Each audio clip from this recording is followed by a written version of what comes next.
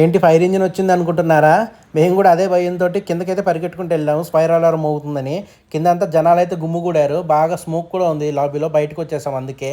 బయట చూస్తే ట్రక్ నుంచి ఆఫీసర్ మాత్రం ఏదో ఎక్విప్మెంట్ అయితే తీసుకుని వస్తున్నాడు లోపలికి.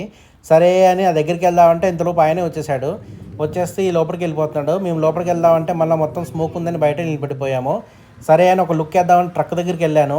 కానీ లోపల ఎవరో కూర్చున్నారని చెప్పి సరేలే ఎందుకు లేదు దగ్గరికి వెళ్దాం అని చెప్పి దగ్గరికి వెళ్ళకుండా దూరం నుంచే వీడియో తీసుకుని అయితే వచ్చేసాను. సరే ఏంటి రీజను కనుక్కుందాము, స్మోక్కి రీజన్ ఏంటని కనుక్కుందాం అంటే అది చిన్నదండి. ఎవరో మైక్రోవేవ్లో బాగా ఫుడ్ హీట్ చేసేసాడంట. దానివల్ల స్మోక్ వచ్చేసింది. దానివల్ల స్మోక్ అలారం మోగిపోయింది.